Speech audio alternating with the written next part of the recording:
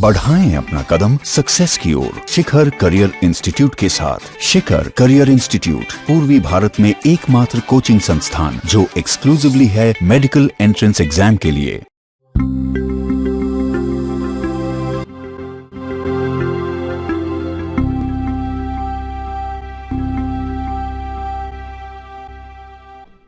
तो बच्चों अब आगे नेक्स्ट क्वेश्चन पे आते हैं हम लोग। मैंने बताया था कि हमेशा याद रखना है कि जो मोल्स का फॉर्मूला है V/22.4 वो केवल और केवल गैसेस के लिए है जब वॉल्यूम दिया रहा है उनका एनटीपी पर। ठीक है, कितने बार क्वेश्चंस में एनटीपी की जगह एक वर्ड एसटीपी भी दिखाई देगा। तो याद रखना है एनटीपी और एसटीपी दोनों में बहुत छोटा सा फर्क होता है जो कि ना के बराबर होता है। एसटीपी में हम लोग प्रेशर को हमेशा 1 बार लेते हैं और एनटीपी में 1 atm। लेकिन मोल कंसेप्ट में अगर सवाल में एनटीपी लिखा रहे या एसटीपी लिखा रहे तो कोई खास फर्क नहीं पड़ेगा आंसर में। तो किसी किसी सवाल में अगर एनटीपी की जगह एसटीपी भी लिखा रहे तो आराम से इसी तरह से बना लिया करेंगे। तो आ जाते हैं इस सवाल पे। क्वेश्चन है find number of moles in 22.4 litre water at NTP. अब ये क्वेश्चन देखकर मैक्सिमम बच्चे करते क्या है कि वो भूल जाते हैं कि ये फॉर्मूला जो है V/22.4 वो केवल और केवल गैसेस के लिए लगाते हैं। भावनाओं में बहकर बच्चा देखता है कि 22.4 लीटर है तो जल्दी से 22.4 से डिवाइड करो, आंसर 1 आ जाएगा। तो मैक्सिमम बच्चे करते क्या है कि ऐसे लिख करके वो V/22.4 22.4 डिवाइडेड बाय 22.4 1 ले आते हैं, जो कि गलत है और मेरे शब्दों में ये पाप है, क्योंकि ये फॉर्मूला हम लोग कभी भी वाटर के लिए लगा ही नहीं सकते हैं। तो अब सवाल उठता है कि बनाएंगे कैसे। तो याद रखना है आज के बाद से कि जब कभी भी किसी क्वेश्चन में वॉल्यूम दे रखा रहे किसके लिए, कभी भी लिक्विड के लिए या सॉलिड के लिए, तो उस समय पहला काम मास निकालना है। मास कैसे निकालेंगे? डेंसिटी के हेल्प से। सारे बच्चे जानते होंगे कि डेंसिटी का कॉन्सेप्ट जानते होंगे कि density is equal to mass by volume होता है। तो मास क्या हो जाएगा? Volume into density. तो इसीलिए लिखा है always find mass in case of solids और liquids by help of density. तो वाटर की डेंसिटी 1 ग्राम पर ml होती है, ये सारे बच्चों को पता होता है। तो वाटर की डेंसिटी 1 है। हमें पता है कि 22.4 लीटर है तो उसको ml में लिख दिया, क्यों? क्योंकि यहां पे ml बनाएंगे। तो 22,400 ml। मास कैसे निकालेंगे? Volume into density. 22,400 इनटू 1, ये कितना आया? 22,400 ग्राम। मैंने ml को भी काट दिया है ताकि दिख सके। 22,400 ग्राम आ गया। अब हमें पता है कि जब मास निकल जाएगा तो मोल्स निकालना काफी आसान है। क्या लिखते हैं हम लोग? हमेशा लिखते हैं ऊपर में मास, नीचे में जीएमएम। तो लिख दिया 22,418, जो कि सॉल्व करके इतना आता है। तो कॉन्सेप्ट क्या सीखा हमने कि जब कभी भी वॉल्यूम दे रखा रहे किसके लिए, सॉलिड्स या लिक्विड्स के लिए, हमेशा डेंसिटी से मल्टीप्लाई करके पहले मास निकालेंगे और तब मोल्स निकालेंगे। ये वाला फॉर्मूला इस्तेमाल करना पाप है, बिल्कुल नहीं करना है। आ जाते हैं अगले सवाल पे। Find number of moles in 22.4 litre water vapour at NTP. ठीक है, अब वाटर वेपर है तो वाटर वेपर है तो उसमें ये वाली गलती नहीं करेंगे कि डेंसिटी मल्टीप्लाई करने लगेगा। हमें याद रखना है कि water vapour is a gas. तो वाटर वेपर गैस है, इसीलिए हम लोग फॉर्मूला इस्तेमाल करते हैं V/22.4। तो यहां पे सॉल्व करके मोल्स आ गया 1। तो याद क्या रखेंगे कि वाटर के लिए V/22.4 लीटर नहीं यूज करना है, लेकिन वाटर वेपर रहेगा तो कर लेना है। अब इसी पे एक सवाल है जो कि नीट 2018 में पूछा गया था। Maximum number of molecules is present in. हम लोग अभी कुछ देर पहले सीखे हैं कि मॉलिक्यूल्स कैसे निकालते हैं। मॉलिक्यूल्स निकालने का बड़ा सिंपल तरीका है। क्या करते हैं बच्चों? हम लोग पहले मोल्स निकालते हैं और उसमें Na मल्टीप्लाई कर देते हैं। तो मैंने लिख भी दिया है number of molecules is equal to Na into Na। अब याद रखना है कि नंबर कब मैक्सिमम होगा? ये तो एक कांस्टेंट चीज है। ये जो Na है ये एक कांस्टेंट है। वेरिएबल कौन है? ये है वेरिएबल। तो हमेशा याद रखेंगे हम लोग n की वैल्यू जितनी ज्यादा होगी नंबर ऑफ मॉलिक्यूल्स उतना ही ज्यादा होगा। इसका मतलब इन शॉर्ट इस क्वेश्चन में क्या फाइंड करना है? किसमें मोल्स ज्यादा है। याद रखेंगे जब भी पूछा जाए मैक्सिमम नंबर ऑफ मॉलिक्यूल्स किसमें है, इसका मतलब इसमें मोल्स सबसे ज्यादा है। तो बारी बारी से निकालेंगे। ये 4 ऑप्शन दे रखा था एग्जाम में। पहला 18 ml H2O वाटर। वाटर में गलती कभी नहीं करना है कि 22.4 से करना है। क्या सीखा हमने? पहले हम लोग डेंसिटी के हेल्प से मास निकालेंगे। तो जानते हैं कि 1 ग्राम पर ml होता है, इसीलिए डायरेक्टली मैंने लिख दिया है 18 ml H2O मींस 18 ग्राम H2O। तो मोल्स कितना हो जाएगा? 18/18 1। Second 0.00224 4 litre water vapour at NTP. Water vapour चूंकि गैस है इसीलिए V बाई में 22.4 फॉर्मूला यूज किया है हमने। इसको सॉल्व करेंगे तो ये आराम से दिखेगा कि ये डेसिमल कहां जाएगा, 4 डिजिट आगे शिफ्ट कर सकते हैं, 1 2 3 4, इसीलिए 10 के पावर -4 लगाया है हमने। C 0.18 ग्राम H2O, पहले ही से दे रखा है कि वाटर है उसका मास है, तो जानते हैं 0.18 बाई 18 10 के पावर -2। तो चारों ऑप्शन में मोल्स हमें मिल गए, यहाँ पे मोल्स दिया ही हुआ है, तो क्या देखा यहाँ पे मोल सबसे ज्यादा 1 आ रहा है। इसका मतलब आंसर क्या होगा, ए। क्यों? क्योंकि इसमें मोल ज्यादा तो इसमें मॉलिक्यूल्स भी सबसे ज्यादा। इस तरह से ऐसे आसान क्वेश्चंस बना लिया करना सारे बच्चे लोग, और मैं उम्मीद करता हूं कि इन सब को तुम सब लिख करके रिवाइज कर रहे हो अच्छे से। अगले क्वेश्चन की तरफ। क्वेश्चन है an atom of an element weight 6.64 into 10 के power -23 gram, find number of moles in 100 kg of fluid. अब सवाल उठता है बच्चों कि एलिमेंट का जिक्र है और उसके एटम का जिक्र है, मोल्स पूछा जा रहा है, तो किसी भी बच्चे के दिमाग में एक ही फॉर्मूला क्लिक करेगा कि मोल्स का फॉर्मूला सीखा है हमने, मास इन ग्राम बाय में ग्राम एटॉमिक मास, मतलब एटॉमिक मास तो चाहिए ही चाहिए। अब ये जाहिर सी बात है, ये तो एक्चुअल मास दे रखा है, तो हमने सीखा है ना कि एक्चुअल मास कैसे आया करता था, यू वाले मास या एटॉमिक मास में यू की वैल्यू मल्टीप्लाई करके, मतलब 1.66056 into 10 के पावर -24 ग्राम मल्टीप्लाई करते थे, तब एक्चुअल मास आता था। तो याद रखना है कि जब कभी भी सवाल में ऐसा कुछ दिया है 10 के पावर -22 -23 -24 वगैरह, इन सब में मास दिया है, इसका मतलब ये कौन सा मास है, एक्चुअल मास। और जब कभी भी एक्चुअल मास दिया होता है तो उसको डिवाइड करते हैं यू के वैल्यू से, ठीक है। एटॉमिक मास में मल्टीप्लाई करते थे यू के वैल्यू से और एक्चुअल मास को डिवाइड करते हैं। तो इसको हमने जैसे ही डिवाइड किया तो किसी भी बच्चे को ये दिखेगा कि ये ऊपर चला जाएगा और एक 10 बच जाएगा। अब अगर अप्रोक्सीमेटली देखें अगर हम लोग, तो हमें पता है कि 16 into 4 64 होता है, तो लगभग ये 1.6605 को मल्टीप्लाई करेंगे तो लगभग ये उसका 4 गुना आएगा, तो इसीलिए ये एटॉमिक मास यहाँ पे 40 U हो गया। अब एटॉमिक मास अगर 40 U है तो ग्राम एटॉमिक मास कितना होगा बच्चों, जाहिर सी बात है U की जगह ग्राम लगा देंगे, तो ग्राम एटॉमिक मास 40 ग्राम। तो अब सवाल तो बेहद आसान हो गया कि मास दिया हुआ है 100 kg, ग्राम एटॉमिक मास 40 ग्राम, अब बताइए मोल्स कितना है। मोल्स का फॉर्मूला जानते हैं, मास इन ग्राम। कभी भी हड़बड़ी में 100 kg नहीं पुट कर देना, यहाँ 100 kg है, इट मींस 100 into 10 के पावर 3 ग्राम बाय में 40 डिवाइड करेंगे, सॉल्व करके ये 2500 आ जाएगा। अगला सवाल, मेरी कोशिश है कि जितने भी वेरियस टाइप्स के क्वेश्चन पूछे जाते हैं मोल कंसेप्ट पे, टाइप चेंज कर करके, वो सारे टाइप्स मैंने यहाँ पे करवा दिए हैं इस वीडियो लेक्चर में। तो दूसरे क्वेश्चन पे आते हैं। From 440 gram CO2 67.2 litre CO2 at NTP is removed, find remaining moles of CO2। एक सवाल पूछता हूं मैं, कभी भी हम लोग जाकर के दुकान में ऐसा बोलते हैं क्या कि 2 kg आटा दे दीजिए और 2 kg पानी दे दीजिए और दोनों को मिक्स कर दीजिए? कभी ऐसा करते हैं हम लोग? कभी भी हम लोग लीटर वाले चीज को केजी में नहीं बोल सकते हैं और मास वाले चीज को हम लोग लीटर में नहीं बोलते हैं। और याद रखना है कि कभी भी 2 डिफरेंट डायमेंशंस को ऐड नहीं कर सकते हैं, मतलब कि 2 लीटर पानी में 2 kg आटा हम लोग ऐड नहीं कर सकते। क्यों? क्योंकि एक वॉल्यूम है और एक मास है। तो याद रखना है कि हमेशा ऐड और सब्ट्रैक्ट करने के लिए सेम डायमेंशन होना चाहिए। तो यहां पर 1 ग्राम है और 1 लीटर में है, तो कभी भी घटा तो नहीं सकते हैं। दिया गया है कि पहले इतना था, अब इतना हटा दिए हैं, तो बताइए कितना होगा। तो हमें पता है इन सब को कनेक्ट करने वाला एक ही चीज है, मोल। मोल मास से भी निकलता है, मोल वॉल्यूम से भी निकलता है और मोल नंबर से भी निकलता है। तो मास के हेल्प से हम मोल्स निकाल लेंगे। पहले कितना मोल्स था, मास दिया हुआ है 440 ग्राम, तो 440 बाय में 44 10 हो गया। उसके बाद वॉल्यूम दिया हुआ है एनटीपी पे, तो हम लोग जानते हैं V बाय में 22.4, तो 67.2 बाय में 22.4 कितना हो गया 3। अब बड़ा आसान हो गया ये सवाल। पहले 10 मोल था, 3 मोल हमने निकाल दिया, तो बचा कितना मोल 7 मोल। अब इसी क्वेश्चन को एक लेवल और आगे बढ़ाया जा सकता है। पूछा जाएगा कि बताइए कितने मॉलिक्यूल्स बचे। तो हमें जब मोल्स मिल गए तो मॉलिक्यूल निकाला, काफी आसान है, 7 into n। तो इस तरह से बना लिया करेंगे सवाल। अब नेक्स्ट कॉन्सेप्ट पे आते हैं।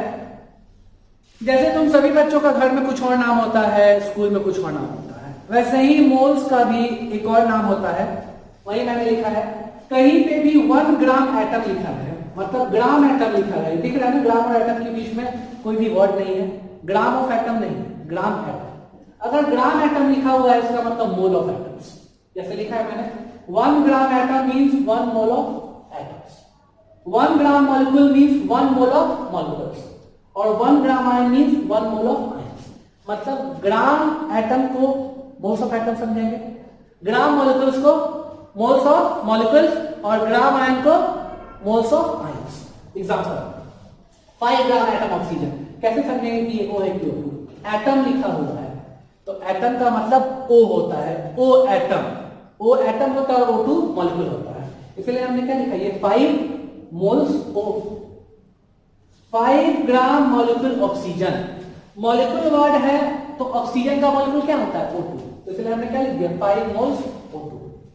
अब इसी पे एक सवाल आता है, उससे पहले एक बेसिक सा चीज बता रहा हूं मैं, O2 और O2 ऐसा कुछ दिख रहा है कि एक O2 में 2 O है, मतलब O2 का जितना मोल्स होगा उसका 2 गुना मोल्स किसका होगा, O का। या बोल सकते हैं ना, जैसे मान लीजिए O2 का मोल्स अगर 10 है तो O का कितना हो जाएगा 20, O2 का अगर 200 है तो O का हो जाएगा 400, उसका 2 गुना कर देंगे। तो सीधा क्वेश्चन पे आते हैं, इसलिए बताइए क्योंकि कितने बार क्वेश्चन में ग्राम एटम, ग्राम मॉलिक्यूल, ग्राम आयन रहेगा। तो जो तेज बच्चे हैं, जो बच्चे समझ चुके हैं ये कॉन्सेप्ट को, वो क्या किया करेंगे, ग्राम एटम, ग्राम आयन, ग्राम मॉलिक्यूल्स की जगह मोल्स समझेंगे, उसको मास नहीं लेना है। तो ये क्वेश्चन देखते हैं, find gram atom and gram molecule oxygen in 6.022 into 10 के पावर 24 मॉलिक्यूल CO2। तो बच्चों यहां पे हमें फाइंड करना है मोल्स किसका, सवाल को हम समझेंगे, ग्राम एटम मतलब मोल्स O का, और gram molecule oxygen means moles O2 का। तो सबको दिख रहा होगा कि एक CO2 में कितना O है, 2, तो मैंने लिखा है 1 मॉलिक्यूल CO2 में 2 O एटम्स। तो एक में 2 है तो इतने में कितना, उसको 2 गुना कर देंगे। तो अब हमें O एटम्स की संख्या पता चल गई, नंबर पता चल चुका है O एटम्स का, तो मोल्स निकालना काफी आसान है क्योंकि क्वेश्चन में फाइंड क्या करना है, मोल्स ऑफ O। तो हमें नंबर पता है तो n/10 है, O एटम का नंबर है 2 into 6.022 into 10 के पावर 24, तो उसको डिवाइड कर दिया एवोगैड्रो नंबर से, ये सॉल्व करके आया 20। और जब हमें O का मोल पता चल गया 20, तो O2 क्या होगा, उसका आधा होगा। सीधा याद रखना है, O2 का डबल करते हैं तो O आएगा, तो O का हाफ करेंगे तो O2 आ जाएगा। इस तरह से हमने मोल्स O और मोल्स O2 कैलकुलेट कर लिया। तो बच्चों हम लोग नया टॉपिक पढ़ते हैं, calculation of number of atoms. सवाल में कितनी बार दिया रहता है कि कोई भी मॉलिक्यूल का मास दिया रहेगा और पूछा जाएगा कि उसमें कितने सारे डिफरेंट टाइप्स ऑफ एटम्स। तो बड़ा सिंपल सा तरीका है, मैंने एक फ्लो चार्ट बना दिया है ताकि बच्चों तुम्हें आसानी हो ऐसे सवाल को बनाने में। सबसे पहले हम लोग सवाल में मोल्स निकालते हैं और मोल्स में Na मल्टीप्लाई करते हैं। मोल्स में जैसे ही Na मल्टीप्लाई करेंगे तो हमें मॉलिक्यूल्स की संख्या या मॉलिक्यूल्स का नंबर पता चल जाएगा।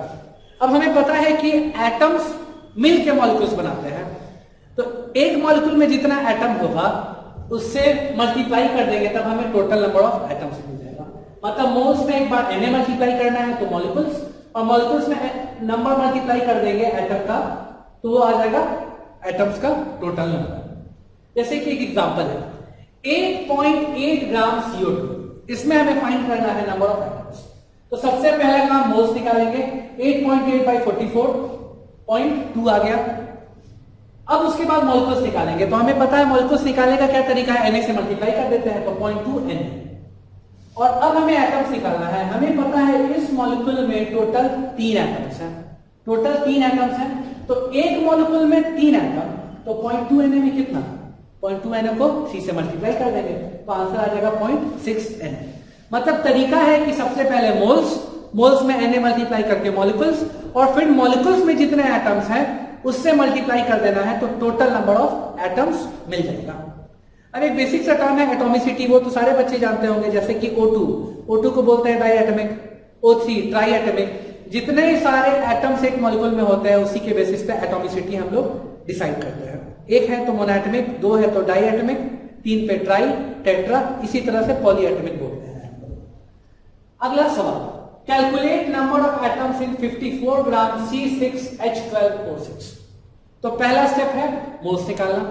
हमें पता है कि मोल्स का फॉर्मूला होता है वेट बाई में मॉलिक्यूलर वेट बोलो या फिर मास इन ग्राम बाई में ग्राम मॉलिक्यूलर मास। तो ये ग्लूकोज है, इसका मॉलिक्यूलर मास पहले भी निकाला था हमने 54/180, ये 0.3 आएगा। अब उसके बाद मॉलिक्यूल्स निकालेंगे तो 0.3 Na। अब हम लोग इसके एक मॉलिक्यूल में एटम देखते हैं। 6 कार्बन है, 12 हाइड्रोजन है और 6 ऑक्सीजन है। तो सबको जोड़ दें तो ये 6 + 12 + 6 24 आएगा। इसका मतलब एक मॉलिक्यूल में 24 एटम्स हैं, एक में 24, तो 0.3 Na में कितना, 24 से मल्टीप्लाई कर देंगे तो वो आएगा 7.2 Na। अब अगर इसी सवाल में अलग अलग से सारे एटम्स निकालना होता, जैसे कार्बन का बात करें तो हमें पता है कि कार्बन का 6 एटम है जब हम लोग इसका एक मॉलिक्यूल लेते हैं, मतलब एक मॉलिक्यूल ग्लूकोज लिए तो उसमें कितना एटम्स है, 6। तो एक में 6 है तो 0.3 में कितना होगा, तो 6 × 0.3 Na मींस 1.8 Na। इसी तरह हाइड्रोजन की बात करें, एक मॉलिक्यूल अगर हम लोग लेंगे ग्लूकोज का तो उसमें कितना एटम्स है हाइड्रोजन का, 12। एक में 12 तो 0.3 Na में 12 × 0.3 मींस 3.6। इसी तरह ऑक्सीजन का निकाल दिया, तीनों को जोड़ेंगे तो यही आएगा 7.2 Na। इन शॉर्ट पहले मोल्स निकालेंगे, फिर Na से मल्टीप्लाई करके मॉलिक्यूल्स, और फिर एक मॉलिक्यूल में जितना एटम्स उसके नंबर से मल्टीप्लाई कर देंगे। मैंने पिछले क्लास में भी बताया था कि एक बेहतरीन सवाल या अच्छा सवाल कैसे बनता है। अच्छा सवाल 2 सिंपल कॉन्सेप्ट्स को मिला करके बनता है, 2 या 3 सिंपल कॉन्सेप्ट्स को मिला करके, या फिर कोई बेसिक या सिंपल कॉन्सेप्ट का उल्टा। जैसे मान लो किसी सवाल में एटम्स देकर के भी मोल्स पूछा जा सकता है, तो हम लोग क्या करेंगे बच्चों, प्लस का उल्टा होता है माइनस। प्लस को अगर हम लोग रिवर्स करें तो वो माइनस में लेके जाता है, और अगर मल्टीप्लाई का उल्टा करें तो वो डिवाइड होता है। इन शॉर्ट एटम से मोल्स अगर निकालना हो तो एटम्स को किससे डिवाइड कर देंगे, एटम्स को डिवाइड कर देंगे number of atoms in one molecule से, मतलब यहां डिवाइड करेंगे तो मॉलिक्यूल्स मिलेगा, और फिर मॉलिक्यूल्स को डिवाइड कर देंगे Na से तो मोल्स मिलेगा। उसी पे ये सवाल है, find number of moles in X atoms of triatomic gas. Triatomic अगर कह दिया गया इसका मतलब एटॉमिसिटी 3 है, मतलब कि एक मॉलिक्यूल में कितने एटम्स है बच्चों, 3 एटम्स है। तो हम लोग क्या जानते हैं कि सबसे पहले हमने अभी यहां पे सीखा है, इस जगह पे सीखा हमने कि एक मॉलिक्यूल में कितना एटम्स है उससे डिवाइड करेंगे। हमें पता है ट्राइएटमिक है, इसीलिए X को किससे डिवाइड कर दिया हमने, 3 से। सवाल में X एटम्स दिया हुआ है और ये ट्राइएटमिक है, इसीलिए हमने X को किससे डिवाइड कर दिया, 3 से। तो X/3 हो गया मॉलिक्यूल्स, मॉलिक्यूल्स की संख्या X/3। अब जब मॉलिक्यूल्स की संख्या पता चल गई हमें कि ये X/3 है, तो मोल्स कैसे निकालेंगे, मोल्स निकालने के लिए X/3 Na। हमने सीखा है मॉलिक्यूल्स का जो नंबर आता है उसको किससे डिवाइड करना है, हमेशा एवोगैड्रो नंबर से। तो X/3 मॉलिक्यूल्स है, उसको हमने डिवाइड कर दिया Na से, तो ये मोल्स आ गया। तो बड़ा शॉर्टकट में हम लोग बना सकते हैं, यहाँ ट्राइएटमिक था तो इसलिए यहाँ पे 3, और चूंकि हमें मोल्स निकालना था तो इसलिए N। ठीक है, इसी तरह सवाल अगर टेट्राएटमिक होता तो हम लोग कैसे बनाते हैं, X/4 Na। क्लियर है, बना लिया करेंगे ऐसा सवाल। अब आ जाते हैं एक थर्ड पे, लोशमिड नंबर। इस तरह एवोगैड्रो नंबर है, उसी से मिलता जुलता ये नंबर है लोशमिड, प्रोनाउंस करते हैं इसे लोशमिड नंबर। हमें पता है कि अगर 1 मोल गैस की बात करते हैं तो उसका एनटीपी पे 22.4 लीटर होता है और उसमें Na मॉलिक्यूल्स होता है। तो हम लोग कैलकुलेट करके लिख सकते हैं कि 22.4 लीटर मतलब कि 22,400 ml। 22,400 ml अगर एनटीपी पे हम लोग लेंगे तो उसमें कितने मॉलिक्यूल्स है बच्चों, एवोगैड्रो नंबर के बराबर। तो 22,400 में इतना, तो 1 ml में कितना है, यूनिटरी मेथड से निकाल लेंगे, डिवाइड कर देंगे। तो ये डिवाइड करके आता है 2.69 × 10 के पावर 19 मॉलिक्यूल्स। तो हम लोग इसको डिफाइन करते हैं कि कोई सा भी गैस अगर ले लें उसके 1 ml में कितने मॉलिक्यूल्स हैं उसको बोलते हैं Loschmidt number. Number of molecules present in 1 ml of any gas at NTP, इसकी वैल्यू याद रखनी है 2.69 × 10 के power 19।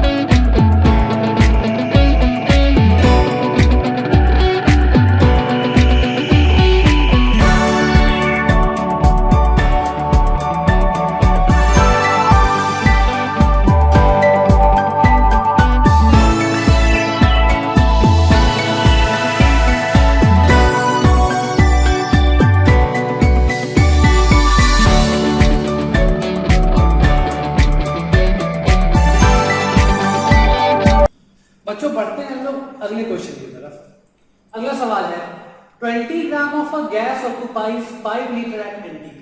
Calculate its molar mass. हम लोग जानते हैं मोलर मास किसे कहते हैं, एक मोल कोई भी सब्सटेंस का जो मास होगा उसे मोलर मास कहते हैं।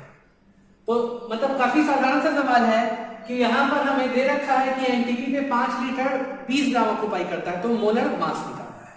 तो हम लोग जानते हैं कि एक मोल कोई भी गैस 22.4 लीटर होता है एनटीपी में, और एक मोल का ही जो मास होता है उसे मोलर मास कहते हैं। तो इन शॉर्ट कह सकते हैं कि अगर हमें 22.4 लीटर का एनटीपी पे मास मालूम हो तो वही उसका मोलर मास है।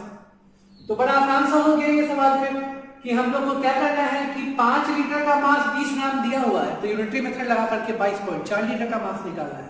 तो वही लिखा है मैंने, 5 लीटर का 20 ग्राम मास है, तो 1 लीटर का 20/5, तो 22.4 लीटर का 20/5 इंटू 22.4 सॉल्व करके ये बहुत ही आसान सा कैलकुलेशन है, 89.6 ग्राम हो गया। इसका मतलब मोलर मास हो गया 89.6 ग्राम पर मोल। अब बढ़ते हैं हम तो अगले सवाल पे। ये सवाल बहुत ही कॉमन है, आज तक लगभग बहुत सारे कॉम्पिटिटिव एग्जाम्स में पूछा जा चुका है, नीट में भी पूछा गया है। नीट का पुराना नाम EITFT था, उसमें ये सवाल पूछा जा चुका है। तो ये सवाल देखते हैं हम लोग, which contains maximum number of atoms. अभी थोड़ी देर पहले ही हमने सीखा था एटम्स का नंबर कैलकुलेट करना सीखा था। सबसे पहले मोल्स निकालते हैं, मोल्स में Na मल्टीप्लाई करके मॉलिक्यूल्स निकालते हैं, और तब फिर हम लोग चेक करते हैं कि एक मॉलिक्यूल में कितना एटम है, उसके नंबर को मल्टीप्लाई करके फाइनली एटम्स निकालते हैं। तो 4 ऑप्शन दे रखे हैं सवाल में, 1 ग्राम O, 1 ग्राम O2, 1 ग्राम O3, और चौथा ऑप्शन है all have same number of atoms. तो बनाते हैं। सबसे पहले यहां पर तो ये खुद एटम ही है, तब तो यहाँ पर हमको मॉलिक्यूल वगैरह निकालने की जरूरत ही नहीं है।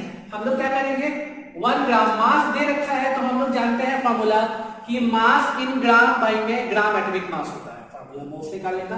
तो 1/16 इसका मोल्स हो गया। अब एटम निकालना है, हमें दिख रहा है ये खुद एटम ही है, तो इसीलिए Na से मल्टीप्लाई कर दिया। मतलब कि 1 ग्राम O में कितने एटम्स हैं, Na/16। अब बी ऑप्शन पे आते हैं, 1 ग्राम O2। 1 ग्राम O2 देखते हैं, तो यहाँ पे मोल्स निकालेंगे तो 1/32, क्योंकि इसका मॉलिक्यूलर वेट बोले या GMM बोले तो कितना होगा, 32 ग्राम। अब मॉलिक्यूल्स निकालना है, मॉलिक्यूल्स निकालने के लिए हमने सीखा है Na से मल्टीप्लाई करते हैं, तो Na/32। अब हमें पता है कि एक मॉलिक्यूल O2 में कितने एटम्स हैं, 2। तो चूंकि 2 एटम्स हैं, इसलिए हमने इतने सारे मॉलिक्यूल्स में टोटल एटम निकालने के लिए 2 Na/32 मींस Na/16। 1 ग्राम O3 यहां भी वही किया है, Na = 1/48। मॉलिक्यूल्स कैसे निकालेंगे, Na से मल्टीप्लाई कर देंगे, और हमें पता है O3 ट्राई एटॉमिक है, तो यहाँ पे 3 Na/48 मींस Na/16।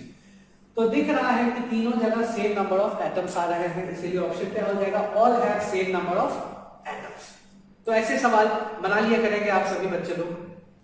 तो बच्चों ये है अगला सवाल, calculate number of moles of Mg2P2O7 that contains 0.35 mol O। इस तरह के 2 सवाल लिखा है मैंने बोर्ड पे। इन सारे ऐसे जो क्वेश्चंस होते हैं, इनको बनाने का एक बड़ा बेसिक सा तरीका है, हम लोग उस पर ध्यान देंगे। यूनिटरी मेथड पढ़ा होगा तुम सभी ने, मुझे लगता है 7th 8th में मैथ्स में जरूर पढ़ते हैं बच्चे। तो यूनिटरी मेथड्स में सिखाया गया होगा कि जो भी गिवन इंफॉर्मेशन होता है उसे लेफ्ट में लिखते हैं, जो भी गिवन इंफॉर्मेशन होता है उसे हमेशा लेफ्ट में लिखते हैं, और फाइंड करने वाले को हमेशा राइट में लिखते हैं। तो ये सवाल पढ़ेंगे तो हमें देख के पता चलेगा कि गिवन इंफॉर्मेशन है 0.35 मोल, और फाइंड करना है हमें कि Mg2P2O7 का कितना मोल्स है। तो इसीलिए हमने गिवन इंफॉर्मेशन को लेफ्ट में लिखा और फाइंड करने वाले को राइट, O को इधर और Mg2P2O7 को। अब ये पहला लाइन कैसे लिखा वो भी सीखते हैं।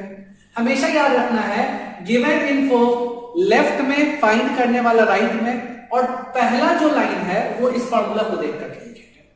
तो कैसे लिखेंगे, Mg2P2O7 और O को रिलेट करते हुए हमें एक रिलेशन लिखना है। तो दिख रहा है कि यहाँ पे 7 मोल O है, तो इसलिए हमने क्या लिखा है, 7 मोल O 1 मोल Mg2P2O7 है। याद रखना है ये जो नंबर होता है, ये नंबर बताता है कि इसके पूरे मोल में O का कितना मोल होगा। जैसे ये एग्जांपल में कह सकते हैं, 1 मोल Mg2P2O7 में 2 मोल Mg होगा, 2 मोल P होगा और 7 मोल O होगा। तो हमने पहला लाइन लिख दिया 7 मोल O 1 मोल Mg2P2O7। अब उसके बाद तो आसान हो गया, 7 मोल O 1 मोल में है तो 0.35 मोल कितने में है, यूनिट मेथड से निकाल लेंगे। 0.35 मोल कितने में हो जाएगा, 1/7 × 0.35। सॉल्व करेंगे तो 0.05 मोल आएगा। अगला सवाल इसी तरह का, calculate moles of O in H3PO4 which contains 1.8 mole H। तो सवाल पढ़ के क्या पता चला, गिवन इन्फो H है और फाइंड करने वाला O है। तो गिवन इन्फो H को हम लोग लिखेंगे लेफ्ट में और फाइंड करने वाले को राइट में, H को लेफ्ट में और O को राइट में। और पहला लाइन किससे लिखते हैं, फॉर्मूला से। तो हमें पता है कि 3 मोल H जब होता है तो O का कितना मोल है, 4 मोल। तो 3 मोल H पे 4 मोल O, 1 मोल H पे कितना, 4/3 मोल। तो 1.8 मोल पर कितना हो जाएगा, 4/3 × 1.8। ये 3 और ये 1.8 कितने से कैंसिल होगा, 0.6 से। तो 4 × 0.6 2.4 मोल O हो जाएगा। आते हैं अगले सवाल पे। ये कुछ क्वेश्चंस मैं मिसलेनियस कर रहा हूं, जो अभी तक जितना कुछ पढ़ा सबको मिला करके।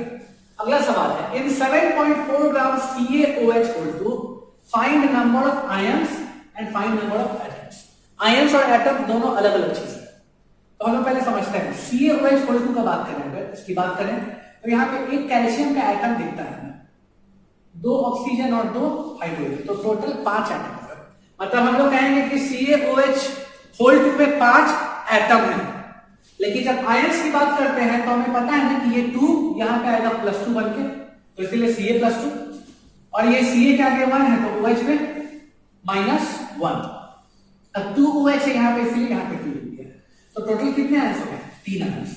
तो हमें पता चला कि CaOH होल्ड 2 में 5 एटम्स हैं और 3 आयंस हैं। तो हमने पहले भी सीखा है ना, पहले मॉलिक्यूल्स फाइंड किया करते थे, पहले मोल्स निकाल के मॉलिक्यूल्स निकालिए और फिर उसके बाद हम लोग देख लेते हैं कि उसमें कितने सारे एटम्स हैं। उसी से मिलता जुलता कुछ है यहाँ पे। यहाँ पे भी हमने वही किया है कि पहले मोल्स निकाला है, मोल्स जैसे ही निकाल लिया हम लोग तो हमको पता है कि इसमें Na मल्टीप्लाई करेंगे तो हमें CaOH होल्ड 2 का नंबर मिल जाएगा। तो हमने सबसे पहले क्या किया, 0.1, तो CaOH होल्ड 2 कितने सारे हो जाएंगे, 0.1 Na। अब हमें पता है एक CaOH होल्ड 2 में कितना आयंस है, 3। तो 3 है तो इस इतने में कितना होगा, 1 में 3 तो इतने में 3 टाइम्स मल्टीप्लाई कर देंगे इसमें, तो ये कितना आ जाएगा, 0.3 Na। नेक्स्ट एटम्स फाइंड करना था। एक CaOH होल्ड 2 में अभी जो मैंने बोला था वो लिख दिया है, 5 एटम्स हैं। एक में 5 है तो 0.1 Na में कितना होगा, 0.5 Na एटम्स। तो ऐसे क्वेश्चंस बना लिया करेंगे सारे बच्चे लोग।